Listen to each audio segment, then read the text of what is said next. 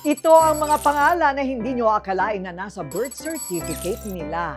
May nakakatawa, may nakakaintriga, may kulay, may pagkain pa. Pero sa huli, may kwento pala. Kaya sigaw nila, anong paki nyo sa pangalan ko?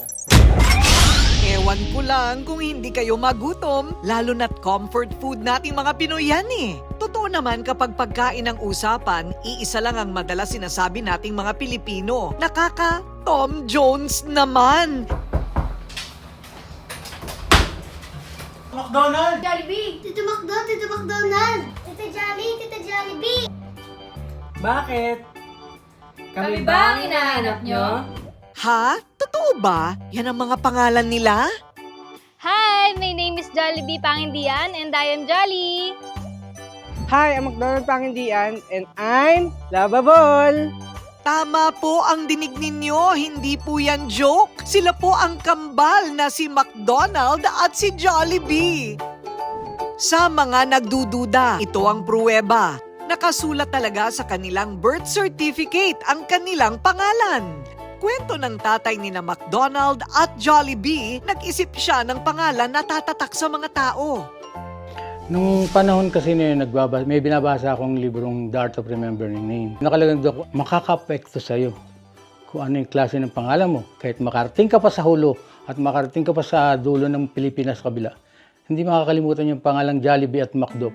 Totoo nga naman dahil nagmarka ang kambal ng dahil sa kanilang mga pangalan. Marami pong mga kaklase namin, kahit po sa ibang section na pinupuntahan pa po talaga kami sa room para malaman lang po kung sino po talaga si Jollibee and McDo. And ganun din po yung mga teachers namin. Sobrang natutuwa po talaga sila. Marami po kami naging kaibigan dahil po sa pangalan namin. Naging sikat sila sa kanilang eskwelahan at sa kanilang barangay.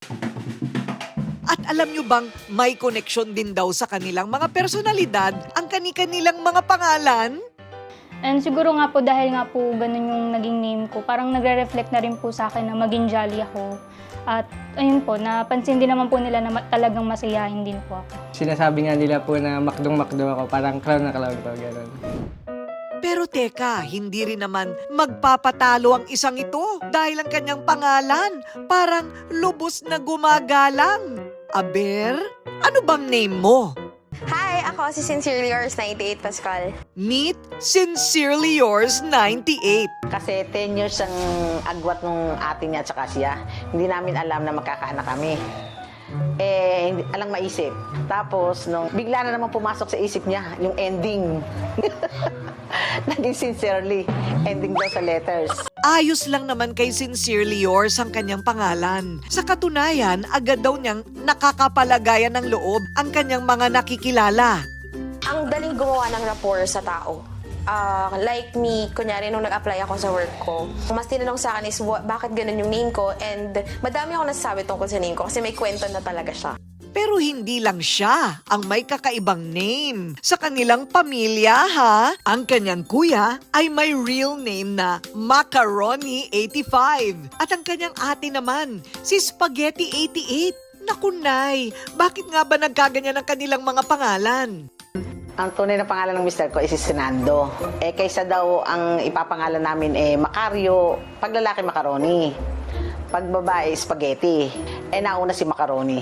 Kaya ayun, naging Macaroni. Nilagyan pa namin ng 85. Kasi sabi, anong feeling mo pag ganyan? Sabi ko, naku, adik kasi yung papa ko kaya ganito yung pinangalan sa akin. Natutuwa naman ako ngayon kasi nga may recall siya. Meron siyang dating.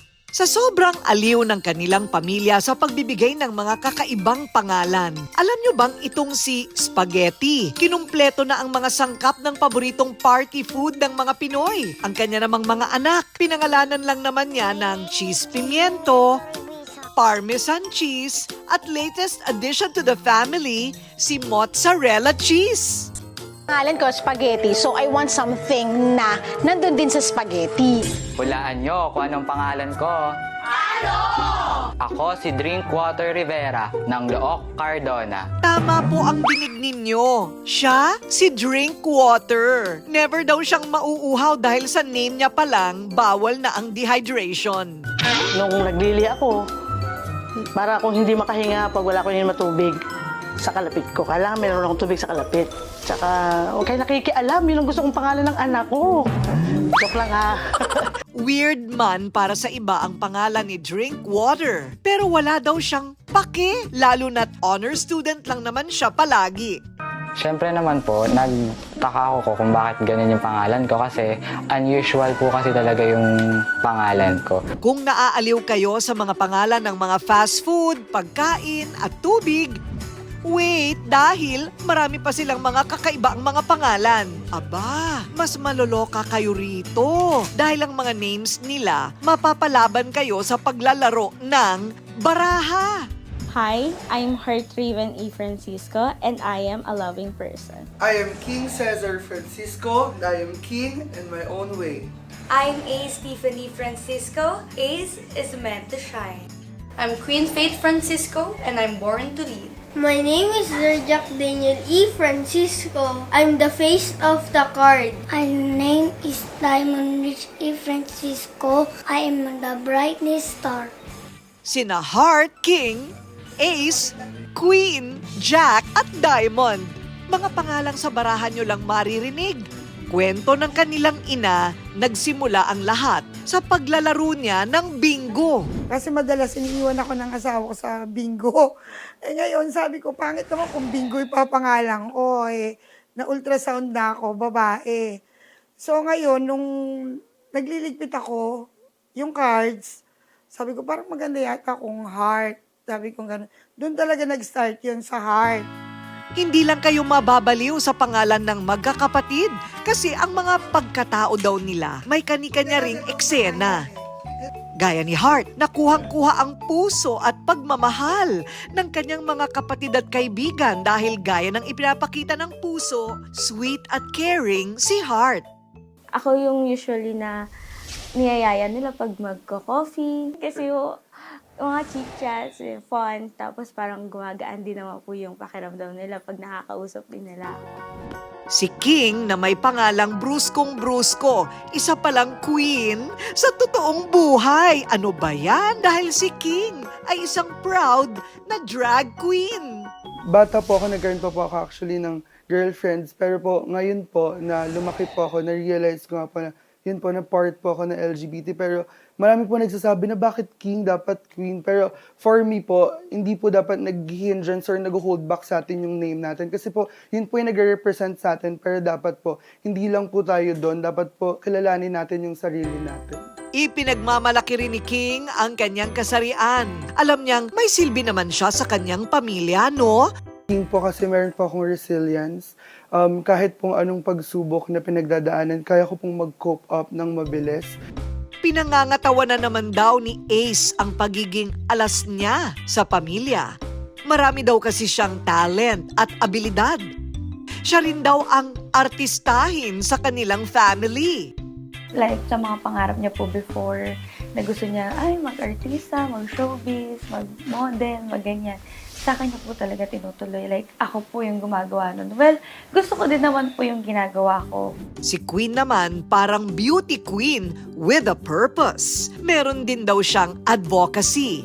Yan ang pagtulong sa mga mahihirap. Pagiging queen sa akin and naman ako sa parents ko, especially sa mom ko, is yung heart sa pagtulong sa ibang tao po. Like yung mga charity po, sumasama ako sa mom ko pag nag-help po. Halimbawa, may mga sunog po sa mga barangay. Tumutulong po kami. From cards to colors, presenting ang mga family of colors. Hi, my name is Pink.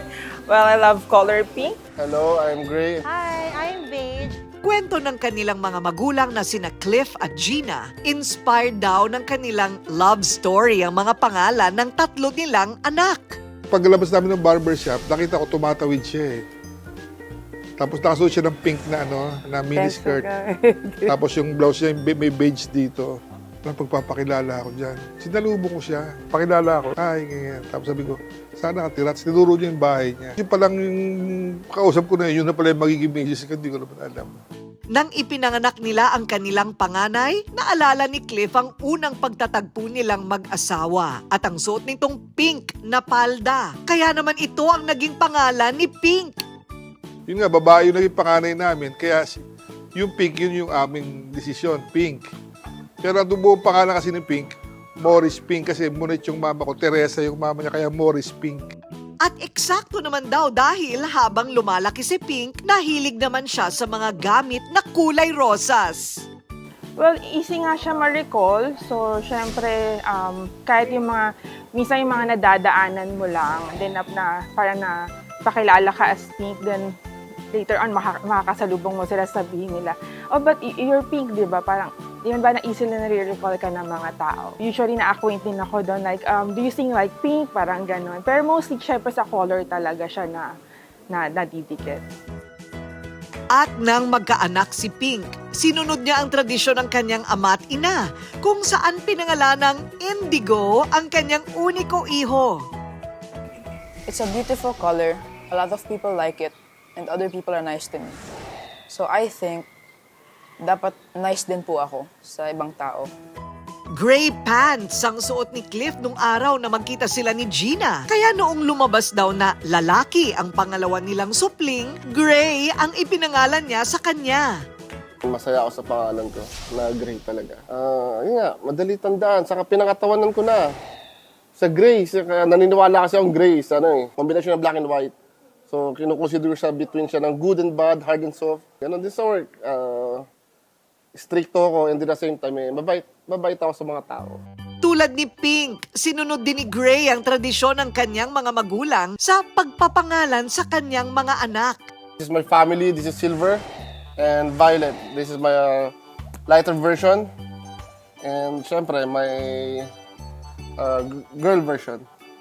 Ang bunso ng mga Elorde na si Beige, hango sa kulay ng pang-itaas ni Gina nung unang magkakilala sila ni Cliff. I can say beige is bagay sa lahat. Bagay siya sa lahat since beige siya. Mapa dirty white, still beige. Mapa white na light and still beige. So I think it's flexibility. I'm flexible to do things that, that will excel me. Ayon sa isang psychologist, ang pagpapangalan sa ating mga anak ay isa sa unang mahalagang tungkulin ng mga magulang. May magiging epekto raw ito sa katauhan at kinabukasan ng isang bata. Ito ay nagsisilbing panimulang kahulugan kung sino siya dahil ito ay may epekto sa ating motivation, self-confidence, self-esteem at sense of pride. It gives us a label sa ating existence dito sa mundong ito. At kung hindi natin gusto ang mga pangalan natin, may mga paraan din para ito ay baguhin. Pagpapalit ng pangalan ay hindi karapatan ng isang tao. Ito ay isang privilege. So kailangan merong valid and substantial grounds para palitan ng isang tao ang kanyang pangalan. Ang pangalan ay nagkakos ng confusion. If also yung name ay extremely difficult to pronounce or write, or it is ridiculous, or nagkakos ng embarrassment. Mahalaga ang ating mga pangalan. Bahagi ito ng ating pagkakakilanlan o identity na may koneksyon sa ating kwento, sa ating pamilya, at sa lugar o kulturang kinalakihan. Pero anuman ang ating pangalan, hindi ito dapat ang magdidikta ng ating tunay na pagkatao, no? Dahil nasa ating mga puso kung paano tayo magiging mabuti, responsable, at mapagmahal na tao.